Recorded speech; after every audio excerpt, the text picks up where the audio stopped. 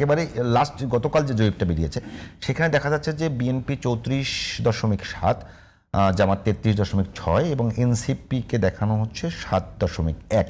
না, এই জরিপকে আমরা ধরে নিতে বলি যে অনেক বেশি ভালো ফলাফল দেখা যাচ্ছে আপনাদের জোটের।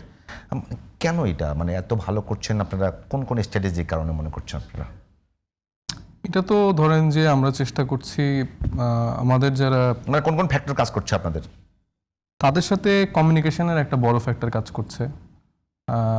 ভাষাগত জায়গায় কমিউনিকেশনের জায়গাটা আসলে, এটা কিন্তু টোটাল ভোটারের কথা বলছি, আপনি টোটাল ভোটার মানে যে বড় স্যাম্পলটা সেটাই বলছি। ধরেন আমার আসনে আমি যদি এখন শুধুমাত্র ঢাকা কেন্দ্রিক অফিস করি বা ধরেন জুম মিটিংয়ে কথাবার্তা বলি বা একটা দূরত্বের জায়গা থেকে আমি কিছু আগের কায়দায় কিছু কথা বললাম যে এটা দিব এটা দিব, কিন্তু আমার এলাকার লোক বা পাবলিক তো এখন অনেক সচেতন, এটা তো বুঝে আসলে যে ব্যাপারটা কতটুকু সত্য বা কতটুকু সম্ভব আছে।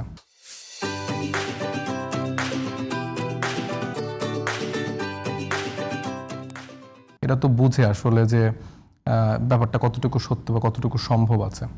তো আমাদের জায়গা থেকে, আমাদের দল থেকে স্পেশালি আমরা চেষ্টা করছি যে ওই ডোর টু ডোর যাওয়া, তাদের সাথে আন্তরিকভাবে তাদের ঘরের সন্তানরা যেরকম করে মেশে আমরা চেষ্টা করছি যে সেভাবে তাদের সাথে কথাবার্তা বলা, তাদেরকে জানার আমরা কি চাই বা আমাদের কি চিন্তা সেটাও তাদেরকে জানানোর। তো এই জায়গাগুলো আমার মনে হচ্ছে অনেক বেশি ওয়ার্ক করছে। এবং আমাদের জোটসঙ্গী যে রাজনৈতিক দলগুলো আছে তাদের রাজনৈতিক দলের সময়ের বিস্তৃতি তো আরও অনেক বেশি দিন ধরে, তো তাদের তো অলরেডি একটা সাংগঠনিক কাঠামো আগে থেকেই ছিল।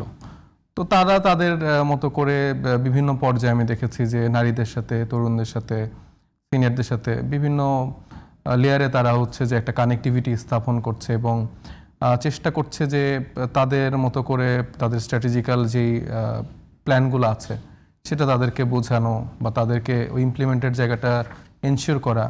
এবং দিন শেষে আসলে ব্যাপারটা হয়ে গেছে কি যে মানে এত কথার বাইরেও মানুষ আসলে আওয়ামী লীগের যেই শাসনামল দেখেছে, এখনও যদি মানে বিএনপির কথা বলি যে তাদের যেই অনেক ক্ষেত্রে চাঁদাবাজি, দুর্নীতি বা এই জায়গাগুলো অনেক মানুষকে ভীত সন্ত্রস্ত করছে। তারা ধরেই নিচ্ছে যে এই রাজনৈতিক দলটাও হয়তো বা ওই ট্রেডিশনাল জায়গাটাই আসলে মেনটেন করবে।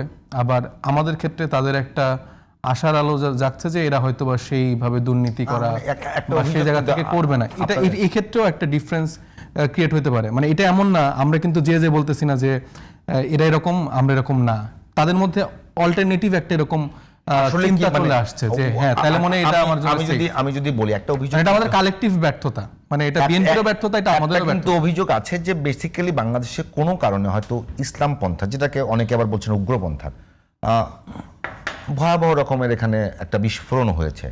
তো এটা আপনাদের যে অর্জনটা সেটা কি আসলে আপনাদের কল্যাণ রাজনীতি বা বিএনপির ব্যর্থতা, নাকি সত্যি সত্যি ইসলাম পন্থা একটা বড় ধরনের উত্থান হয়েছে এখানে? না, এখানে ইসলাম পন্থার যারা অনুসারী তারা তো দীর্ঘদিন ধরে অনেক কর্নার্ড হয়ে আছে। মানে আমাদের যেই শাসন কাঠামো সেখানে আমরা দাড়ি টুপিওয়ালা মানুষদেরকে সবসময় একটু আলাদাভাবে ট্রিট করি। আপনি যদি শাপলার ইনসিডেন্ট দেখেন বা অলরেডি যেই ঘটনাগুলো ঘটছে, তাদেরকে আমরা মনে হয় যে আমাদের সাথে বিলং করে না বা একটু তারা আলাদা, এইভাবে আমরা সবসময় আমার মনে হয়েছে যে আওয়ামী লীগের শাসন আমলে এরকম তারা ট্রিটেড হয়েছে। তো সেক্ষেত্রে এই আন্দোলনে, জুলাই গণঅভ্যুত্থানে সাধারণ জনতার পাশাপাশি মাদ্রাসার অনেক শিক্ষার্থীরা কিন্তু স্বতঃস্ফূর্তভাবে সবাই এসে নামছে। তারা অনেকে নিহত হয়েছে, অনেকে আহত হয়েছে।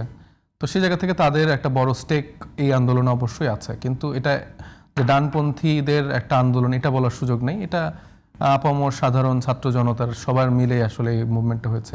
আন্দোলন বাদ দিলাম, যে এখন যে উত্থানটাকে অনেকে যেটা বলছে এটা একটা ইসলাম পন্থার উত্থান হয়েছে বাংলাদেশে, সেটাকে আপনারা কিভাবে দেখেন? এটা আমাদের দেখার তো আসলে কিছু নাই। এখানে যদি আমার 20 কোটি জনগণ যেটা মনে করবে, তারা যদি মনে করে যে এখানে রাইট উইংয়ের দিকে তাদের সাপোর্টটা বেশি থাকবে, সেটা আমাদের অ্যাকসেপ্ট করতে হবে। আবার এটা এখানে যদি লেফট উইংয়ের সাপোর্টার বেস বেড়ে যায়, সেটা আমাদের সাপোর্ট করতে হবে।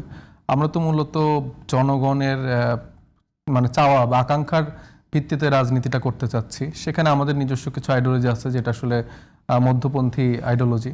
তো সেখানে তারা যদি আমাদেরকে সাবস্ক্রাইব করে গুড, কিন্তু আমরা তো জোর করে তাদেরকে হাসিনার কায়দায় তো আমাদের দিকে সাবস্ক্রাইব করাতে পারবো না। আমাদের সৎ চিন্তা, আমাদের রাষ্ট্র পরিচালনা করার আইডিওলজিকে ধারণ যদি তারা করতে পারে, তারা আমাদেরকে একটা অভিযোগ কিন্তু আপনাদের বিরুদ্ধে এরকম ভাবে আছে যে আপনারা এমনিতেই বলেছেন যে মধ্যপন্থী রাজনৈতিক দল, কিন্তু ওই বিএনপির আগের যে ক্যারেক্টারটা ছিল যে মধ্যপন্থী কিন্তু বামের দিকে একটু ডানের দিকে একটু হেলে যাওয়া, তো আপনারা আগে থেকেই ওই ডানের দিকে হেলেছিলেন, কিন্তু আপনারা শুধুমাত্র শোডাউন করবার জন্য বলেছেন মধ্যপন্থী আপনারা। না, দেখেন, বামের লোকজন আমাদেরকে যেরকম ডানপন্থীর দিকে ঝুঁকে যাওয়ার কথা বলে, আবার ডানের লোকজন আমাদের বামের দিকে ঝুঁকে যাওয়ার কথা বলে। বামেরা তো বের হয়ে গেছে, এখন তো নতুন জোট করতে যাচ্ছে তারা।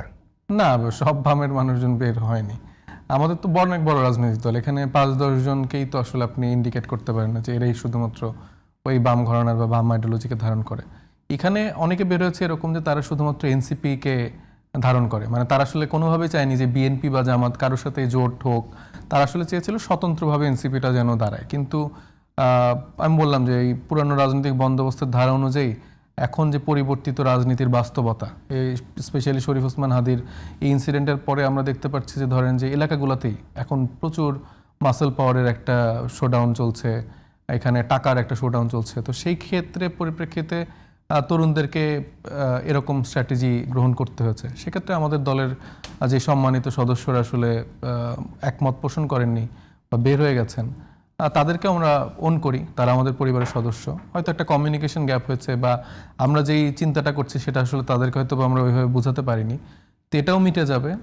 দিন শেষে এনসিপি মধ্যপন্থার রাজনীতিই করবে, যদি না করতে পারে তাহলে তো এনসিপির আসলে দরকার নেই, বরং জামাত বা অন্য কোনো রাজনৈতিক দলের আন্ডারেই যেই নেতাকর্মীরা আছে তারা রাজনীতি করতে পারবে।